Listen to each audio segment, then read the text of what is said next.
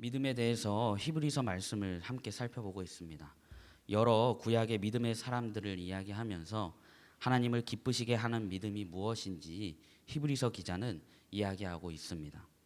그래서 월요일부터 믿음은 바랄 수 없는 것과 보이지 않는 것을 보는 안경이고 하나님께로 나아가는 능력임을 붙잡았고, 아브라함의 삶을 통해 믿음의 가정은 하나님께 전적으로 순종하고 하나님 앞에 온전히 드리는 믿음으로 산다는 것을 붙잡았습니다.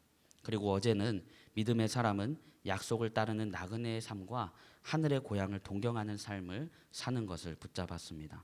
오늘 말씀을 묵상하면서 오늘도 예수님으로 사는 우리 예수님의 사람들에게 어떤 말씀을 붙잡게 하시고 기도하게 하시는지 함께 나누고 기도하고 싶습니다. 첫 번째로 하나님께서 믿음으로 보아주신다는 것을 붙잡았습니다. 오늘 말씀 23절부터 27절을 보면 모세가 태어났을 때에 믿음으로 그 부모는 석 달 동안 아기를 숨겨두었습니다. 그들은 아기가 잘생긴 것을 보았기 때문입니다. 그들은 왕의 명령을 두려워하지 않았습니다. 믿음으로 모세는 어른이 되었을 때에 바로 왕의 공주의 아들이라 불리기를 거절하였습니다. 오히려 그는 잠시 죄의 향락을 누리는 것보다 하나님의 백성과 함께 학대받는 길을 택하였습니다. 모세는 그리스도를 위하여 받는 모욕을 이집트의 재물보다 더 값진 것으로 여겼습니다. 그는 장차 받을 상을 내다보고 있었던 것입니다. 믿음으로 그는 왕의 분노를 두려워하지 않고 이집트를 떠났습니다. 그는 보이지 않는 분을 마치 보는 듯이 바라보면서 견디어냈습니다. 모세의 생일을 이야기하고 이스라엘 사람들이 출애굽을 하고 홍해를 건너고 여리고성을 무너뜨리고 그 과정에서 라합의 이야기를 하고 있습니다. 저는 오늘 말씀을 묵상하면서 엄청난 은혜를 보게 되었습니다. 당대의 최고의 권력자였던 바로 왕의 명령을 두려워하지 않는 모세의 부모의 믿음, 그리고 세상 영화를 버리고 하나님의 백성과 함께 고난받기를 택한 모세의 믿음, 이스라엘 백성을 출애굽시킨 모세의 믿음, 홍해 바다를 마른 땅처럼 건넌 이스라엘 백성들의 믿음, 여리고성을 무너뜨린 이스라엘의 믿음, 그리고 그 속에 기생 라합의 믿음을 보게 되었습니다. 그런데 이런 시선으로도 볼 수 있을 것 같습니다. 모세의 부모가 모세가 태어났을 때 모세를 이집트에 넘길 수 없었던 이유는 모세가 아름다운 아이임을 보았기 때문입니다. 모세가 예뻐서 바로 왕의 명령에 따르지 않고 숨겼습니다. 그런데 하나님은 이것을 믿음으로 보아주셨습니다. 모세가 이집트 사람이 이스라엘 사람을 괴롭히는 것을 보고 죽입니다. 그것을 알게 된 바로가 모세를 죽이기 위해 찾습니다. 그래서 두려워서 모세는 도망치게 됩니다. 하지만 하나님은 바로 왕을 두려워하지 않고 믿음으로 보아주셨습니다. 이스라엘 백성들이 출애굽하고 홍해 앞에 섰을 때, 그리고 뒤에서 이집트 군대들이 올 때 어떻게 했습니까? 두려워하고 모세에게 원망했습니다. 그런데 하나님은 믿음으로 이스라엘 사람들이 홍해를 마른 땅처럼 건넜다고 말씀해 주셨습니다. 믿음으로 보아주셨습니다. 여리고성을 7일 동안 뺑뺑 돌았습니다. 여호수아가 시켰으니까 이스라엘 백성은 따랐던 것이죠. 그런데 하나님께서는 믿음으로 보아주셨습니다. 기생 라합도 여리고 왕이 라합 집에 있는 정탐꾼 2명을 데리고 오라고 했지만 이스라엘 백성들이 온다는 소식을 듣고 두려워서 왕의 명령을 따르지 않고 숨겨주게 됩니다. 그리고 하나님의 약속을 받아냅니다. 여리고를 함락할 때 살려주겠다는 약속을 받아냅니다. 결국 살기 위해 두려운 마음에 했습니다. 하지만 하나님께서는 이것 또한 믿음으로 보아주셨습니다. 모세의 부모도, 모세도, 이스라엘 백성들도, 라합도 하나님께서 믿음으로 보아주십니다. 믿음으로 보아주시는 하나님께서 우리에게도 똑같이 하겠다 싶습니다. 프랑스의 유럽 일간지인 르몽드라는 일간지에서 기사를 썼는데 제목 중에 일부가 지구를 위해 해조류를 요리하는 한국이더랍니다. 내용은 해조류의 식감을 부담스러워하는 서양과 달리 김이나 미역, 톳을 많이 먹는 한국이 대표로 언급된 것은 이해가 되는데, 그런데 지구를 위해라는 표현 앞에 붙인 그것이 잘 이해가 되질 않았습니다. 기사에는 해조류를 먹는 것이 광합성 작용을 위한 이산화탄소 흡수로 지구 온난화와 싸우는 데 도움이 된다. 해조류 소비가 기후 위기 극복에 도움이 되는 이유는 이외에도 다양하다. 바다에서 쉽게 자라기 때문에 농약에 지친 토지의 오염보다 줄일 수 있으며 각종 경로를 통해 온실가스 감량에 기여할 수 있다. 이런 내용이었습니다. 그런데 사실 우리가 해조류, 미역이나 김이나 톳을 먹는 이유는 지구 때문이 아니죠. 온실가스를 줄이고 기후 위기를 극복하는 데 도움이 되고자 먹는 것이 아닙니다. 맛있어서 먹는 거죠. 지구를 위해서가 아니라 기후를 위해서 그러는 것이 아니라 우리의 배, 우리의 입이 즐겁기 때문에 먹는 것입니다. 그런데 이런 해조류를 먹지 않는 곳에서는 이렇게 생각을 하는 거예요. 우리가 맛있어서 먹는 해조류를 먹지 않는 곳에서는 지구 온난화를 위해 먹고 기후 위기를 극복하고자 희생하면서 먹고 있는 것이라고 보고 있습니다. 하나님께서도 마찬가지라 싶습니다. 저는 위에 모세의 부모나 모세나 이스라엘 백성이나 라합이 믿음이 없는데 하나님께서 믿음으로 보아주셨다. 이런 이야기를 하는 것이 아닙니다. 믿음의 사람들이고 믿음의 행동이 분명히 있었습니다. 하지만 그들에게 연약한 부분이 있었고 그런 의도가 아니었다 하더라도 하나님께서는 믿음으로 보아주셨다는 것을 이야기하고 싶습니다. 우리가 연약하고 무너지지만 주님의 말씀과 세상 속에서 갈등할 때도 있지만 두려움에 휩싸여서 도망갈 때가 있지만 하나님께서는 믿음으로 보아주십니다. 히브리서 11장은 믿음장입니다. 믿음으로 사람들이 어떻게 살았는지 이야기하고 있습니다. 하지만 저는 오늘 말씀을 묵상하면서 하나님께서 믿음으로 보아주신 사람들의 이야기라는 것을 보게 되었습니다. 탕자가 아버지를 떠나고 돈을 흥청망청 쓰고 돼지 지엽 열매라도 먹으려고 했을 때 문득 아버지가 생각났습니다. 그래서 아버지께 가기로 결단합니다. 배가 고파서 간 것이죠. 배가 고파서 문득 아버지가 생각이 난 것이죠. 그런데 아버지는 그런 아들을 보고 나를 보러 왔다. 아들이 나에게 돌아왔다. 이렇게 말해줍니다. 하나님께서도 우리에게 이와 같이 해주십니다.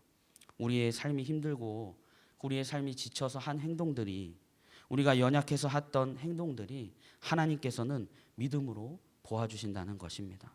하나님께서 우리의 연약함, 그래서 했던 행동들, 우리가 힘들고 지쳐서 한 행동들 하나님께서 믿음으로 보아주십니다. 믿음으로 우리를 보아주시는 그 주님을 바라보게 해주십시오. 이렇게 첫 번째로 붙잡고 기도하고 싶습니다.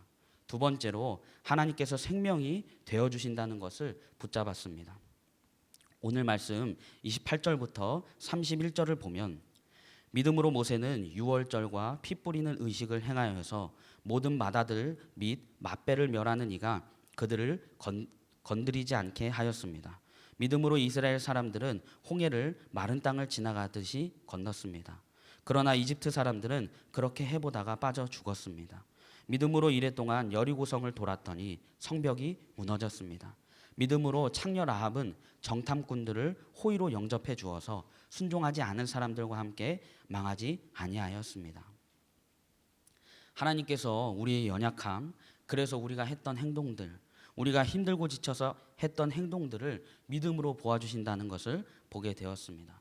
그런데 오늘 말씀에 보면 공통점들이 있습니다. 믿음으로 했다는 것과 오늘 말씀의 모든 일들이 생명과 연결되어 있다는 것입니다. 모세가 태어났을 때 태어난 모든 남자아이를 죽이라는 바로의 명령이 있었습니다. 모세는 바로의 왕이 자신을 죽이려고 찾는다는 것을 알고 도망쳤습니다. 모든 첫째를 멸하는 재앙을 피하기 위해 유월절에 피 뿌리는 의식을 행했습니다. 홍해가 앞에 있고 뒤에 이집트 군대들이 올 때 생명의 위협을 받을 때 홍해를 마른 땅처럼 건너게 되었습니다. 라합은 자신을 포함한 자신과 관련되어 있는 모든 사람의 생명을 구하게 되었습니다. 이 이야기는 모두 생명과 연결되어 있습니다. 이것을 묵상하면서 하나님께서는 믿음으로 보아주실 뿐만 아니라 생명이 되어주신다는 것을 붙잡게 되었습니다. 예전에 신문에 이런 기사가 실렸습니다. 수감 중인 한 사형수가 600여 명의 재소자들을 전도하는 기적이 일어나 화제가 되고 있다. 화제의 주인공은 현재 전주교도소 등에서 12년째 수감 중인 김진태 씨. 내용은 이렇습니다. 이 김 씨는 1992년 사형을 선고받았으나 자신의 잘못을 뉘우치고 재소자들에게 복음을 전하고 있다. 그가 전도한 재소자는 10여 년 동안 자그마치 600여 명. 그는 방을 옮길 때마다 새로운 식구들에게 복음의 씨앗을 뿌렸다. 사형수 신분인 그는 2개월마다 방을 옮겨 다녔고 수많은 재소자에게 전도의 씨앗을 뿌릴 수 있었다. 김 씨는 새 방에 들어갈 때마다 다른 재소자들과 교제하면서 전도에 힘썼다. 예배와 성경 공부는 물론 재소자들에게 운동화, 속옷 등 생활 필수품도 지원하고 있다. 자신의 영치금을 쪼개 생필품을 지원하는 것도 그가 행하는 베품 사역 중에 하나이다.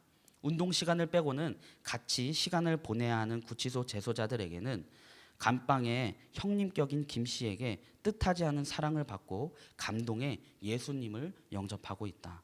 김 씨가 이렇게 복음을 전할 수 있던 것은 1994년 6월 고시촌 선교회 대표인 신부호 목사의 전도가 계기가 되었다. 교정 사역을 하는 이 신목사가 사형수 신문인 김 씨를 찾아가 비록 당신은 사형수이지만 예수 그리스도는 당신을 영원히 살릴 수 있다. 이런 복음을 전했다. 당시 사형을 선고받은 집행만을 기다리던 김 씨에게는 참으로 기쁜 소식이 아닐 수 없었다. 그리고 며칠 후 그는 신비로운 꿈을 꾸게 되었다. 사형장에서 자신이 매달려야 할 밧줄에 예수님이 매달려 하늘로 올라가는 꿈을 꾼 것이다. 그는 그 자리에서 바로 무릎을 꿇고 독방에서 사흘 밤낮을 엉엉 소리내어 울었다. 예수님 용서해 주세요. 저는 아버지를 살해한 죄인입니다. 나 같은 하찮은 죄인 때문에 아무 흠도 없으신 예수님이 돌아가시다니. 순간 마음에 평안이 몰려왔다. 비둘기 같은 평화가 영혼을 감쌌다. 그것은 난생 처음 누리는 안식이었다. 나 같은 죄인을 위해 예수님이 대신 십자가에 못 박혀 돌아가신 것을 이제서야 깨닫게 됐습니다. 예수님만을 위해 살겠습니다. 그 후 이 김 씨의 인생관이 완전히 변했다. 자신의 욕심보다는 주님을 먼저 생각하게 됐다. 그는 자신이 체험한 하나님을 주위 교도관들과 재소자들에게 고백했다. 많은 동료가 변화됐고 교회에 나가는 재소자들도 부쩍 늘었다. 그는 오로지 전도의 삶을 살고 있다. 그는 신목사에게 보낸 편지에서 교도소를 선교지로 생각하고 있습니다. 어떤 선교사가 목사가 제가 생활하는 이곳까지 찾아올 수 있겠습니까? 이렇게 간증했다. 2002년 12월 31일 그는 신목사와 친지들의 선처를 바라는 탄원에 힘입어 무기소로 감염되는 기쁨을 맛봤으며 다만의 전도자로 불리고 있다. 이분이 어떤 죄를 지었기 때문에 감옥에 들어가고 사형수가 되었을 겁니다. 저는 그 죄를 옹호하거나 그 죄가 아무것도 아니다 이런 이야기를 하는 것이 절대 아닙니다. 이분이 하나님을 만나고 자신의 잘못을 뉘우칠 뿐만 아니라 감옥에서 했던 이런 행동들이 하나님께서는 믿음으로 보아주실 뿐만 아니라 이분에게 새로운 생명을 주셨다는 것을 보게 됩니다. 하나님께서 우리가 연약해서 했던 행동들, 우리가 살면서 지치고 그래서 했던 행동들을 믿음으로 보아주실 뿐만 아니라 우리의 생명까지 되어주십니다. 주님께서 우리를 믿음으로 보아주실 뿐만 아니라 우리에게 생명이 되어주십니다. 생명이 되어주시는 주님을 붙잡게 해주십시오.